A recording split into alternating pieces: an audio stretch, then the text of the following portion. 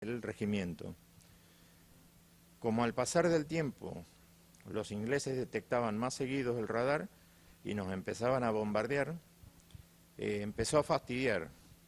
Entonces no tuvieron mejor idea los altos oficiales que cambiarnos de lugar y nos mandaron para la primera línea de combate, del Monte London, donde estaba la famosa Compañía B. Y en ese lugar terminamos siendo la primera posición, el grupo de avanzada, digamos, de la compañía. Al costado nuestro estaba un grupo de 10, 9 colimbas y un suboficial del BIN 5 de Río Grande. Que de esos chicos, porque eran chicos en esa época, a mí me tocó enterrar a 3 de ellos y yo me enteré quiénes eran 20 años después, porque nadie tenía identificación. Me creo que ahí, ¿cómo que nadie tenía identificación?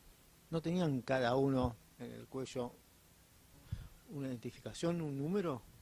Porque algunos me han mostrado, algunos veteranos, que tenían una identificación con el número de la matrícula y hasta el nombre, pero ahora me entero que no, o los colimbas no tenían. No, directamente nosotros lo que teníamos era, y ojo, tampoco había oficiales que lo tenían, porque el año pasado recién, gracias a la gente de antropología, se pudo determinar cuáles eran los restos del subteniente Baldini, que murió en el Monte London. Él tampoco tenía identificación cuando lo enterramos. A nosotros la única identificación que teníamos era en el bolsón que llevábamos. En el bolsón que teníamos de equipamiento decía nuestro número de matrícula, pero no teníamos ninguna chapa. Cuando a mí me toca enterrar junto a mis compañeros a 10 de nuestros muertos, ninguno de los 10 tenía identificación. Es más, a uno de ellos, a Daniel Massat, que era compañero mío en radar, él se jactaba de ser el tipo que más cartas recibía, de la familia, la novia, los amigos. Y nosotros, cuando nos tocó enterrarlo, le digo, no, déjenlo con la cantidad de cartas, de todas esas cosas, porque eso nos va a servir en el futuro cuando tengamos que identificarlo. Y bueno, fue uno de los primeros que también se identificó. Ha sido muy duro, ¿no? Enterrar a tus propios compañeros en una situación totalmente distinta, en la tempestad. Ahora decime una cosa, amigo.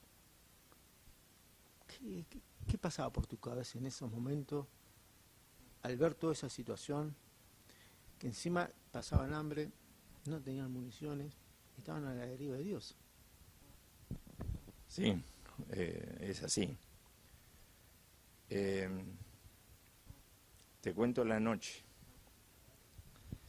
El 11 a la noche debería haber estado prendido el radar. Y el sargento dio la orden de que no lo prendieran, porque, claro, nos bombardeaban también en la primera línea. Cada vez las bombas, aunque los ingleses si no hubieran querido volar, nos volaban. Porque las bombas eran a izquierda, derecha, adelante o atrás, a 50 metros, 50, 40. Entonces te decían, te estaban dando a entender que ellos sabían dónde estabas específicamente. Que si ellos querían, te volaban. Debido a eso es que no detectan el avance de los Park 3, ni de los Gurkha, porque hasta ese día nosotros los habíamos hecho retroceder 3 veces, porque los habíamos detectado a un grupo de avanzada. Entonces el grupo que era del BIN 5 estaba con las 12,7 y había un grupo que era del 7 de Infantería de la Compañía B que también tenía 12,7. Entonces los dos grupos lo que hacían era barrida de zona con la munición y los hacía alejar. Porque artillería, vos le dabas la posición a artillería argentina, que nosotros con el radar le decíamos la latitud, longitud, todos los datos que necesitaban. Y las municiones caían 1 kilómetro antes, caían 1 kilómetro después. Era un desastre. Tiraban 2, 3 tiros y te decían, bueno, por economía de municiones no podemos tirar más. Entonces vos los tenías ahí, vos con el prismático del radar, vos los veías porque estábamos a 7 kilómetros de diferencia. El monte London del monte Kent está a 7 kilómetros de diferencia. Vos con prismático vos podés ver tranquilamente y los veías los tipos cómo bajaban con los helicópteros, el equipamiento, las personas, todo. La noche, después de las 10 de la noche, avanza el Park 3 y seguidamente avanza los Gurkhas y del último un tercer grupo que es el de reconocimiento para saber si había algún herido, muerto o quedaba alguno escondido. Es ahí cuando nos miramos con mi compañero Chicho Amato y decimos, Nero, no hay más nada que hacer, no queda nadie alrededor. Y nos dijeron que nos entregáramos o nos vuelan la posición, porque los dos entendíamos inglés. Entonces me dice, vamos a entregarnos, ya está, listo.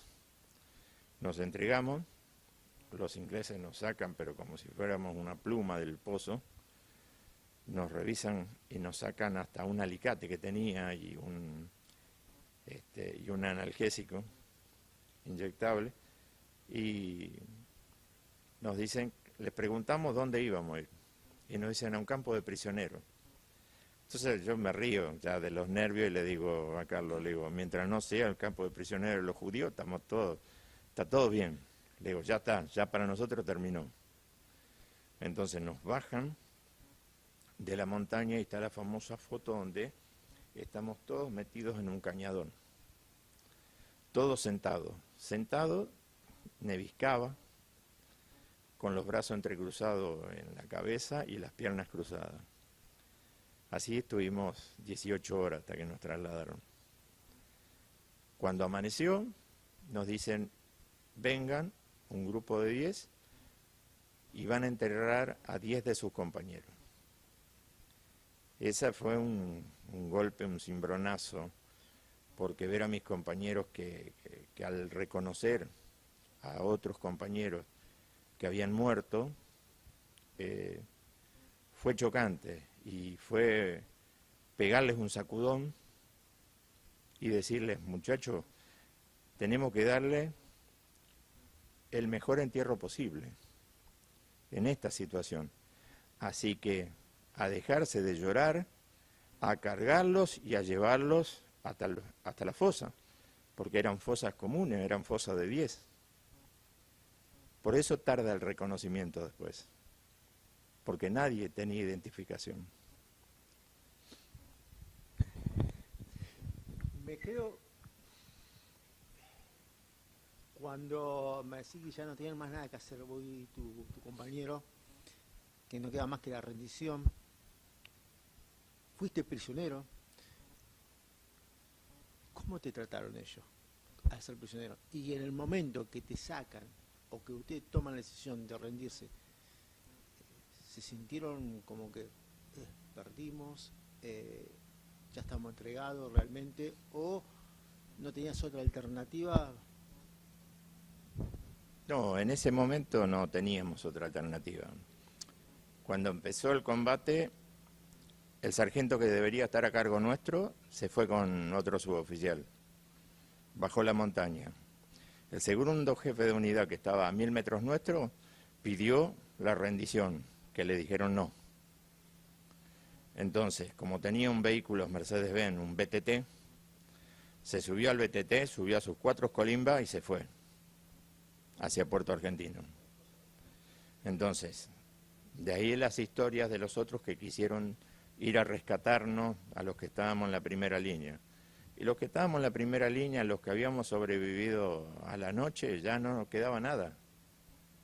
Porque vos mirabas y vos veías muertos por todos lados. El monte de London arriba son todas rocas entrecortadas y muy... son como pasadizos que se forman justo en la cúspide. Y vos veías ahí los que yo mencioné, Daniel Mazar, Ricardo Herrera, que estaban esa noche juntos en el radar, sin prenderlo, por orden del sargento. Cuando se produce el ataque, salen al descubierto, por eso mueren. Pero eran chicos de 18 años, chicos que antes que empezara la guerra en sí, bien, tenían mucho conflicto de ser chicos. No querían estar ahí, no deseaban estar ahí, pero estaban dando todo. Pero tomaban riesgo innecesario. Y el salir al descubierto fue fue algo innecesario. Mi compañero, Amato, siempre le cuenta a mis hijos. Le dice, tu viejo me salvó. Porque la primera reacción de él cuando se produce el ataque era salir al descubierto. Y la primera reacción que tuve fue pegarle una piña y meterlo de vuelta en el pozo. Porque si salíamos al descubierto, los ingleses subieron la montaña al mejor estilo de las películas de cowboy, gritando y tirando a media altura. Ellos tenían las famosas Sterling, arma corta, curva, de balas de 9 milímetros, pero un equipamiento que tira 300 municiones por minuto. Entonces, los muchachos, ¿qué hacían? Barrían a media altura, no importa que le pegaban, barrían a media altura, y seguro que a algunos le pegaban. Y así que él siempre dice que en ese momento la primera reacción de él fue salir, y gracias a que lo metí de vuelta al pozo, después logramos sobrevivir. Sobrevivimos porque los dos entendíamos inglés y entendimos la consigna. O se entregan o los volamos. Entonces dijimos, no, morir por morir no tiene sentido. Podemos entregarnos, podemos sobrevivir y contar todo esto que nos pasó. Así que hicimos eso. O sea, que a usted lo que los salvan es porque sabían hablar inglés, porque si no lo volaban, si no entendían la consigna. Sí. Si no sabíamos hablar inglés y no entendíamos la consigna y no salíamos, nos hubieran volado. Eso nos ayudó también en el campo de prisionero. Cuando nosotros nos llevan al campo de prisionero, al primero, que era Fitzroy, que figura en el mapa, porque es una estancia de cría de ganado ovino.